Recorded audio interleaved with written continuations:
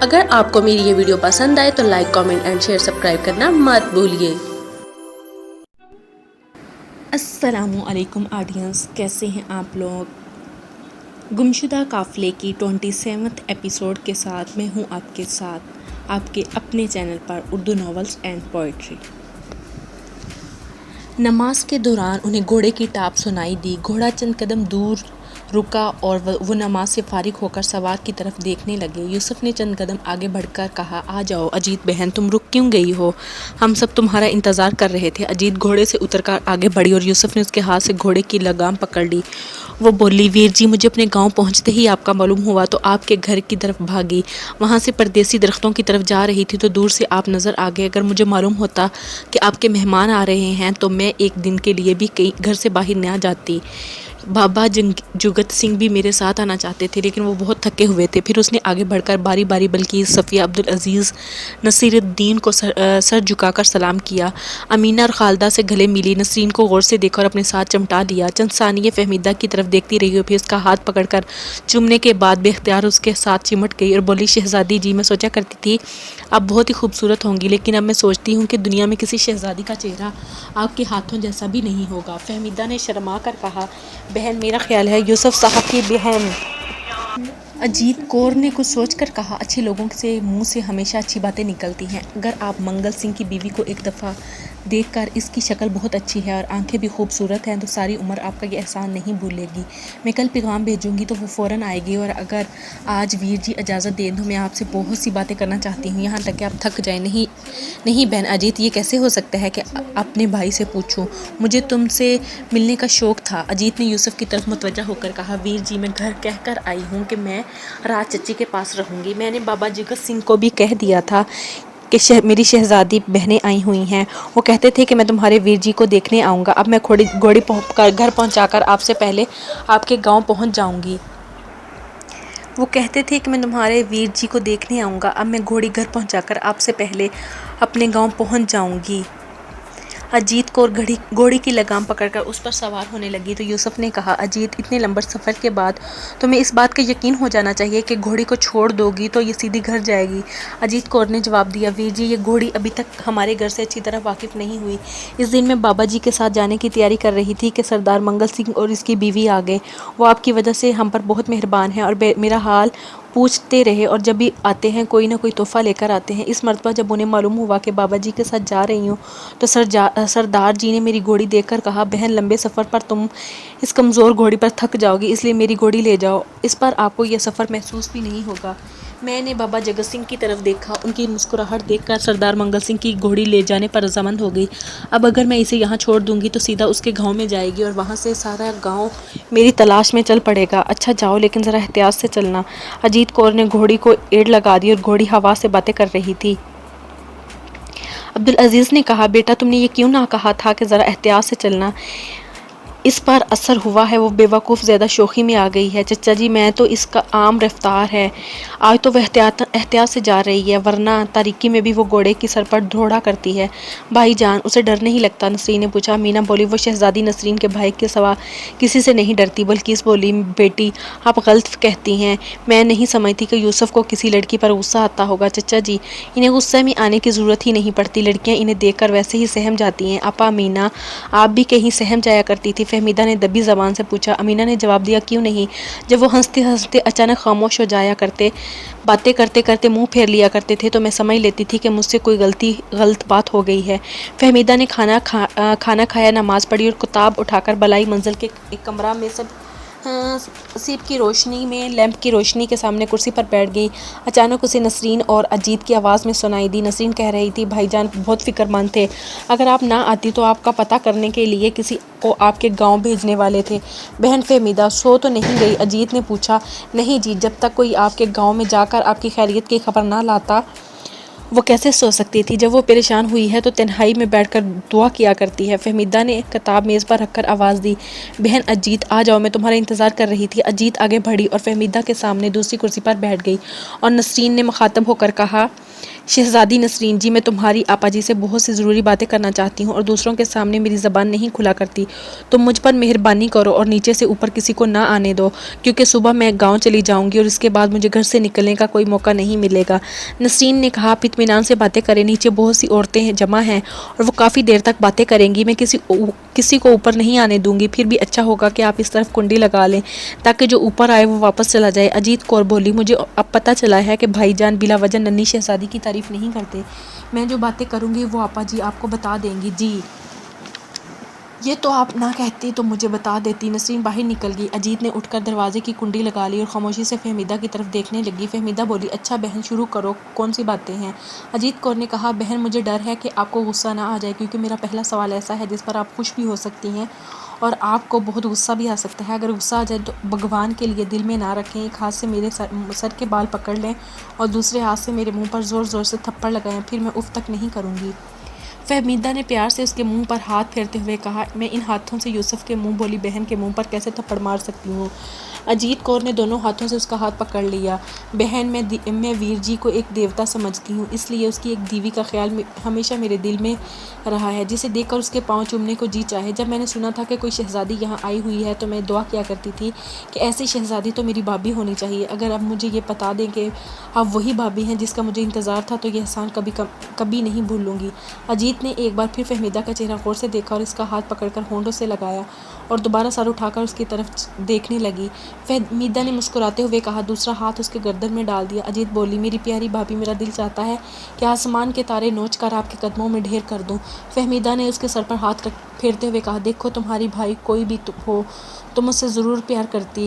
نہیں بھابھی، کسی اور کو میں پسند نہ کرتی، اس لیے یہ پسند نہ کرتی کہ میں نے یوسف کی ماں کو دیکھا تھا، ان جیسا کوئی نہ تھا اس علاقے میں، وہ مجھ سے بہت پیار کرتی تھی۔ جب ان کی موت کی خبر آئی تھی تو میں کئی دن روتی رہتی تھی۔ بھابھی، اگر آپ نے یوسف کی ماں کو دیکھا ہوتا تو آپ کو یہ کہنا پڑتا کہ آپ کے سوا کسی اور کو ان کی بہو نہیں ہونا چاہیے تھا اور نہ وہ آپ کے سوا کسی کو پسند کرتی۔ فہمیدہ نے کہا، میں نے انہیں دیکھا تھا، ایک مختصر سے عرصے میں وہ مجھے عمر بھر کے لیے پیار دے گئی ہے، پھر آپ یہ کیسے سوچ سکتی ہیں کہ آپ کے سوا کسی اور بھابھی مجھے پسند آ جاتی؟ بچپن میں جب اس گھر میں آیا کرتی تھی تو وہ بھائی کو آواز دیا کرتی تھی، یوسف تمہاری بہن آئی ہے، اور مجھے اٹھا کر جھولے پر بٹھا دیا کرتے تھے۔ ڈھرا بڑی ہوئی تو جب مجھے معلوم ہوتا تھا کہ وہ اپنے گھوڑے پر سوار ہو کر شہر کی طرف گئے ہیں تو میں ان کی راہ دیکھا کرتی تھی۔ وہ مجھے دیکھ کر گھوڑا روک لیتے اور پوچھتے، جیتو چڑیل تم گھوڑے پر سواری کرنا چاہتی ہو نا؟ میں ہنس پڑتی، پھر وہ گھوڑے سے کود کر مجھے اس کے اوپر بٹھا دیتے اور باغ میرے ہاتھ میں دے کر آگے چل پڑتے۔ وہ تیز چلتے تو گھوڑا تیز ہوتا اور رک جاتے تو گھوڑا رک جاتا۔ باپو جی یہ دیکھ کر ڈرا کرتے تھے، لیکن میں نہیں ڈرتی تھی، اس لیے نہیں ڈرتی تھی کہ مجھے معلوم تھا کہ گھوڑا ویر جی کو چھوڑ کر بھاگ نہیں جائے گا۔ میں سوچا کرتی ہوں کہ اگر اس دنیا میں یوسف نہ ہوتا تو مجھے یہ معلوم بھی نہ ہوتا کہ بھائی کیا ہوتا ہے۔ فہمیدہ نے کہا، اچھا میری بہن، جو تم چاہتی تھی وہ ہو چکا ہے، لیکن ابھی یہ بات سب پر ظاہر کرنے کا وقت نہیں ہے۔ یہ بات اس وقت مشہور کی جائے گی جب ہم اپنا گھر بسانے کا فیصلہ کریں گے۔ ابھی میری تعلیم بھی مکمل نہیں ہوئی اور تمہارے بھائی نے بھی بہت کچھ کرنا ہے۔ ہمارا نکاح اچانک اس لیے ہوا کہ خاندان میں مجھ سے پیار کرنے والوں کو میرے ایک اور امیدوار کی طرف سے خطرہ پیدا ہو گیا تھا۔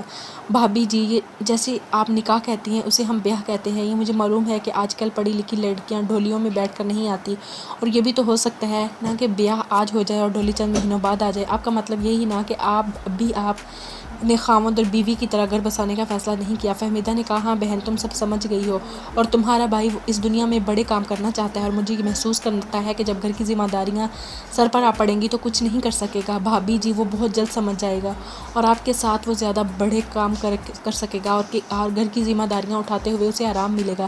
لیکن میری بہن، مجھے کم از کم BA ضرور کر لینا چاہیے۔ بھابھی جی، اگر بھائی صاحب پسند کریں تو ضرور کرو۔ اب نیچے چلتے ہیں، آپ کو آرام کی ضرورت ہے۔ الصبح فہمیدہ نماز کے لیے اٹھنے اور ارادہ کر رہی تھی کہ اسے اپنی چارپائی میں ہلکی سی جنبش محسوس ہوئی۔ اس نے آنکھیں کھولی تو اجیت کور کھاٹ کے ساتھ فرش پر گھٹنوں کے بل ہو کر غور سے اس کی طرف دیکھ رہی تھی۔ کیا بات ہے؟ اس نے حیران ہو کر پوچھا۔ بہن، میں یہ دیکھ رہی تھی کہ یہ دیویاں اور پریاں صبح کی دھندلی روشنی میں کتنی خوبصورت نظر آتی ہیں۔ میں تمہیں جگائے بغیر جانا چاہتی تھی۔ ویر جی کا نوکر میرے لیے گھوڑا لیے کھڑا ہے۔ بہن، آپ نیچے کیوں بیٹھی ہیں؟ اجیت نے جھک کر اپنا منہ اس کے قریب کرتے ہوئے کہا، میں اپنی پریوں جیسی بھابھی کو جگائے بغیر بہت قریب سے دیکھنا چاہتی تھی اور مجھے ایسا محسوس ہوتا تھا کہ میں کسی دیوی کی پوجا کر رہی ہوں۔ فہمیدہ نے اٹھ کر بیٹھتے ہوئے کہا، میری بہن، انسان صرف انسان ہوتے ہیں، دیویاں یا دیوتا نہیں ہوتے۔ دیوی نہ صحیح، پری بھی نہیں، صرف ایک لڑکی ہوں۔ اجیت کور ادھر ادھر دیکھ کر اٹھی اور سرگوشی کے انداز میں کہا، اچھا بھابی جی، میں کچھ کہنا چاہوں گی وہ اپنے دل میں کہہ لیا کروں گی، اب مجھے اجازت دیجیے، ٹھہریے، میں دروازے تک آپ کے ساتھ چلتی ہوں۔ فہمیدہ سلیپر پہن کر اس کے ساتھ باہر نکلی۔ باہر ایک نوکر گھوڑے کی لگام تھامے یوسف سے باتیں کر رہا تھا اور بھلو ہاتھ میں نیزہ لیے کھڑا تھا۔ فہمیدہ ڈیوڑی میں پہنچ کر اس سے باتیں کرنے لگی۔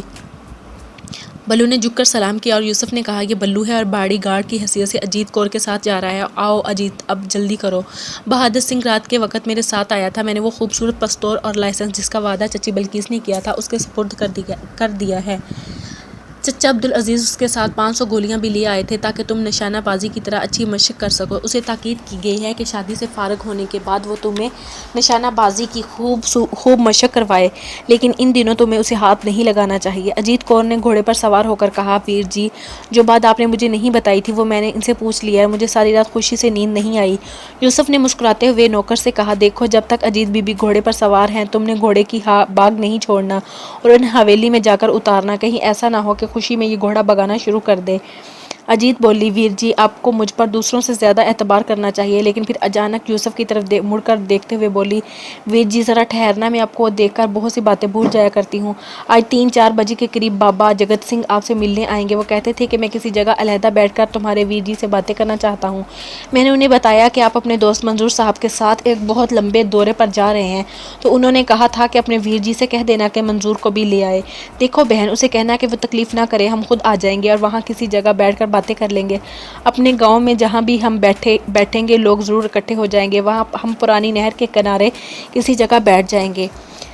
سپہر کے وقت پرانی نہر کے کنارے یوسف اور منظور پرالی کے ڈھیر پر بیٹھے ہوئے تھے۔ جگت سنگھ کہہ رہا تھا، یوسف صاحب، مجھے آپ کو کاکا جی کے کہنے کی عادت ہو گئی ہے، لیکن اب مجھے یہ عادت تبدیل کرنی پڑے گی۔ آپ نے گاڑی میں سفر کے دوران جو باتیں کہی تھی وہ میرے دل میں اتر گئی تھی اور میں آپ سے بار بار ملنے کی ضرورت محسوس کرتا ہوں۔ جب میں گھوڑی پر سفر کے بعد آپ سے جدا ہوا تھا تو مجھے ایسا محسوس ہوتا تھا کہ آپ کوئی ایسی بات کہہ گئے ہیں جو میں نے پہلے کبھی نہیں سنی تھی۔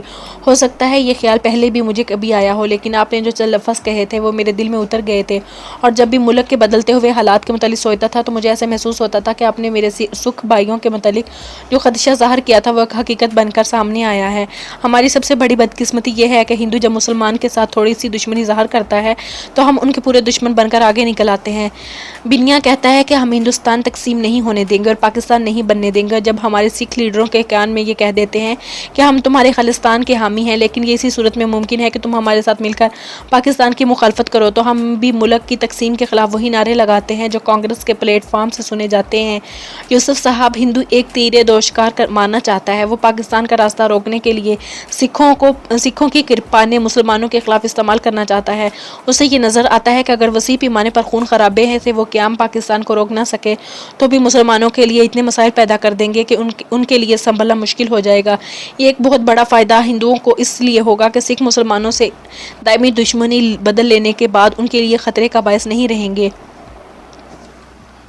کاکا جی، میں آپ کو ایک نئی بات بتا رہا ہوں، اور وہ یہ ہے کہ ہندوؤں کے نزدیک پنجاب کا ایک بہت بڑا مسئلہ وہ سکھ ریاستیں ہیں جو مسلمانوں کے معمولی تعاون سے ایک بہت بڑی قوت بن سکتی ہیں۔ پٹیالہ کا حکمران ان ریاستوں کا قدرتی لیڈر تھا، وہ مسلمانوں کے اس خاندان سے تعلقات بڑے خوشگوار تھے۔ باقی سکھ ریاستوں کی پالیسی بھی ایسی ہی تھی کہ مسلمانوں کے ساتھ تعلقات کا توازن ٹھیک رکھا جائے، لیکن پٹیالہ کے موجود ولی عہد یا دھوندر سنگھ کا ولیوں کے ساتھ اثرات ہے، اور یہ ماسٹر تارا سنگھ جس نے پٹیالہ کے ولی عہد اور پنجاب کے عام سکھوں کو مسلمانوں کے خلاف مشتعل کرنے میں بڑھ چڑھ کر حصہ لیا ہے۔ اصل راولپنڈی کے قریب رہنے والا ایک ہندو جاسوس ہے اور اس کا اصل نام تارا چند تھا، اور پٹیالہ کا ولی عہد تو نبیوں کا ابکار مانا جاتا ہے۔ کاکا جی، میں یہ دیکھ رہا ہوں کہ جو آگ ہندو کے دل میں مسلمانوں کے خلاف لگی ہوئی ہے وہ کسی دن اس سے زیادہ خوفناک ہو جائے گی۔ ایسا نہیں ہوگا۔ ہندو کے دل میں مسلمانوں کے خلاف لگی ہوئی ہے وہ کسی دن اس سے زیادہ خوفناک صورت میں اور اگر آپ کمزور ہیں تو وہ شور ہیچ اور چنڈال کو آپ کو فنا کر دیں گے۔ تدبیر سوچتا ہے ہماری اس سے بڑی بدقسمتی کیا ہے کہ ہم مسلمانوں کی طرح صرف ایک خدا کو مانتے ہیں، لیکن بعض تاریخی حادثات نے ہمیں ہندو دھرم کا ایک حصہ بنا دیا ہے جس کے ساتھ ہمارا کوئی تعلق نہیں۔ جب اس ملک پر مغلوں کا غلبہ تھا تو ہندو اکبر کو ایک دیوتا بنا کر اس کی پوجا کرنے میں مغل کے ساتھ لڑکیوں کی شادی بھی کر دیتے تھے۔ پھر جب مسلمانوں کا مقابلہ کرنے کے لیے انہوں نے ہمارے تعاون کی ضرورت محسوس کی تو ہمارے ساتھ شادی بیاہ کے رشتے جوڑ لیے، یہاں تک ہم ہر لحاظ سے ایک جدا قوم ہونے کے باوجود ایک قوم کا حصہ بن کر رہ گئے۔ ہماری اس بڑی بدقسمتی اور کیا ہو سکتی ہے کہ ہمارے قیادت بعض ہندو جاسوسوں کے ہاتھ میں ہے جو اپنے مندروں سے نکل کر ہمارے گرد و گاروں میں گھس گئے۔ وہ سکھوں کو مسلمانوں کے مظالم کی ایسی کہانیاں سناتے ہیں جو آج تک سکھوں سے مسلمانوں کے کسی بدترین دشمن کے دماغ میں بھی نہیں آئی تھی۔ جب سننے والے اچھی طرح مشتعل ہو جاتے ہیں تو ان سے قسمیں لی جاتی ہیں کہ وہ ہندو مسلم فساد میں ہندو کا ساتھ دیں گے۔ میں نے کئی موقعوں پر ایسے فسادی لوگوں کو ٹوکا ہے۔ اگر چند گیانی میری باتوں سے لاجواب بھی ہو گئے ہیں، لیکن عوام بھی اتنا زہر بھر دیا گیا ہے کہ وہ ذرا سی بات سے لڑائی پر آمادہ ہو جاتے۔ میں جانتا ہوں تم ان مسلمانوں سے کتنی نفرت کرتے ہو جو تمہاری قوم کا ساتھ چھوڑ کر ہندو سے مل گئے ہیں، لیکن جب میں نے تمہیں پہلی بار دیکھا تھا تو مجھے محسوس ہوتا تھا کہ مسلمان اس لحاظ سے سکھوں کی نسبت بہت خوش قسمت میں ہیں اور ان کے اندر تمہاری عمر کے لوگ بھی اپنی قوم کے مستقبل کے متعلق سوچنے لگ گئے ہیں، اور تم میں سے قوم کا ساتھ چھوڑنے والوں کو رسوائی اور ذلت کے سوا کچھ حاصل نہیں ہوگا۔ اور کاکا جی، یہاں آتے ہی مجھے معلوم ہو گیا کہ تم سردار بھلا سنگھ کی یتیم لڑکی کی شادی کے لیے رک گئے ہو، ورنہ تم میاں صاحب کی صحت کے متعلق اطمینان و حال کرتے۔ ہم پاکستان کے حق میں تقریریں کرنے کے لیے ایک بہت لمبے دورے کا پروگرام بنا چکے تھے۔ یوسف بولا، سردار جی، ایک بہادر پڑوسی کی یتیم لڑکی کی دلجوئی میرے نزدیک ایک معمولی فرض نہ تھا۔ اجیت کور کی شادی میں شرکت کے لیے میرے لیے بہت سے عزیز آ چکے ہیں، بعض آنے والے ہیں۔ سردار جگت سنگھ نے کہا، بیٹا، میں تمہیں پہلی بار دیکھ کر ہی سمجھ گیا تھا کہ تم بابا نور محمد کے سوا کسی اور خاندان کے نہیں ہو سکتے، اور میں نے سنا ہے کہ وہ شہزادی جو اپنی نانی کے ساتھ کوئٹہ سے تمہارے ساتھ سفر کر رہی تھی وہ بھی یہاں آئی ہے، اور اس کی بڑی بہن اور ماں باپ بھی اس کے ساتھ ہیں۔ میں سوچا کرتا تھا وہ لوگ تمہارے عزیز ہوں گے، اور جیت کو مجھے کہتی تھی، بابا جی، کسی دن آپ کو ویر جی کے متعلق ایک خبر سن کر بہت خوشی ہوگی۔ جگت سنگھ یوسف کی طرف دیکھے بغیر مسکرا رہا تھا۔ منظور نے یوسف کی طرف دیکھا اور اس کی آنکھوں کا اشارہ پا کر کہا، بابا جی، بھائی یوسف آپ کی بڑی عزت کرتے ہیں، اور ان کی باتیں سن کر میں بھی غائبانہ طور پر آپ کا مداح ہو چکا ہوں، اس لیے جو باتیں ہمیں معلوم ہیں وہ آپ کو بھی معلوم نہیں ہونی چاہیے۔ جس شہزادی کو آپ نے دیکھا تھا، اس سے بڑی شہزادی میاں عبد الرحیم کی بہو بننے والی ہے۔ امید ہے کہ آپ شادی کی دعوت پر ضرور آئیں گے۔ بیٹا، میں ضرور آؤں گا، اور یوسف کی شادی کی دعوت کے لیے مجھے کسی کو خط لکھنے کی ضرورت نہیں۔ میں بہادر سنگھ سے کہہ جاؤں گا کہ مجھے وقت سے پہلے بلا لیا جائے۔ اب بیٹا، میری درخواست ہے کہ میں عمر کا زیادہ حصہ ادھر ادھر بھاگنے کی بجائے راوی کے کنارے اپنے پرانے گاؤں میں گزاروں گا۔ وہاں ایک جگہ پیپل کے 3 بڑے درخت ہیں جن کی آپس میں پھنسی ہوئی شاخیں سوچ کر ڈھانپ لیتی ہیں۔ گرمیوں کے دن میں وہاں گزارا کرتا ہوں، کبھی کبھی دریا تک چلا جاتا ہوں، وہاں ٹھنڈے پانی میں اشنان کیا کرتا ہوں۔ پیپل کے درختوں کے قریب ہی میں نے ایک کشادہ حویلی میں اپنا نیا مکان بنایا۔ حویلی کے ساتھ ایک چھوٹا سا باغ بھی ہے، یہاں 12 آم اور 4 جامن کے درخت ہیں۔ ہماری ضرورت کے لیے لیموں اور سنترے بھی ہو جاتے ہیں۔ وہاں ہمارے آس پاس مرغابی بہت ہوتی ہے، اور سردیوں کے لیے آپ کبھی 8-10 دن آ کر وہاں رہے تو مجھے بہت خوشی ہوگی۔ ہمارا چوبارہ کافی کھلا ہے اور وہ آپ کے لیے خالی کر دیا جائے گا۔ ہمارے پاس ہی ماچھیوں کا ایک گھر بھی ہے، کوئی اور شکار نہ ملے مچھلی آپ کو ہر وقت ملے گی، اور آپ کے لیے کسی اچھے باورچی کا انتظام بھی ہو جائے گا۔ منظور نے کہا، سردار جی، جس طریقے سے آپ نے دعوت دی ہے اس سے انکار کرنا کسی شریف آدمی کے لیے ممکن نہیں۔ ہم کسی دن ضرور آئیں گے اور آپ کے گاؤں میں ہم پکنک کے موڈ میں ہوں گے۔ ایسے موقع پر میں اپنی ضرورت کے لیے اچھا خاصا کھانا تیار کر لیتا ہوں۔ جگت سنگھ نے ہنستے ہوئے کہا، یار میں تمہاری بہت مدد کیا کروں گا۔ یوسف نے کہا، چلیے سردار جی، اب آپ ہمارے گاؤں چلے، وہاں آپ کو اچھی سی چائے پلائیں گے اور ہمارے مہمان بھی آپ کو دیکھ کر خوش ہوں گے۔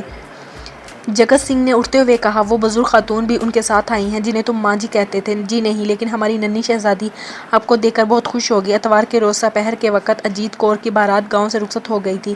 سردار جگت سنگھ نے دلہن اور دولہا کے رشتہ داروں کے سامنے کھانا کھانے سے پہلے ہی اعلان کر دیا تھا، بھائیو، میں تمہیں ایک اچھی خبر سناتا ہوں۔ سردار بہادر سنگھ اور بی بی جی اجیت کی برادریوں نے یہ فیصلہ کیا ہے کہ سردار بھیلا سنگھ کے گھر کو آباد رکھنے کے لیے بہادر سنگھ اسی گاؤں میں آ جائے گا۔ میں اپنے گاؤں سے چند محنتی کاشت اور کار یہاں بھیج دوں گا، اور جلندر میں میاں عبد الرحیم کے رشتہ داروں نے وعدہ کیا ہے کہ وہ کوشش کریں گے کہ کچھ ریٹائرڈ فوجی اس علاقے میں زمین خرید کر آباد ہو جائیں۔ یوسف صاحب کوشش کر رہے ہیں کہ اس گاؤں میں چند آدمیوں کا اسلحہ لائسنس مل جائے۔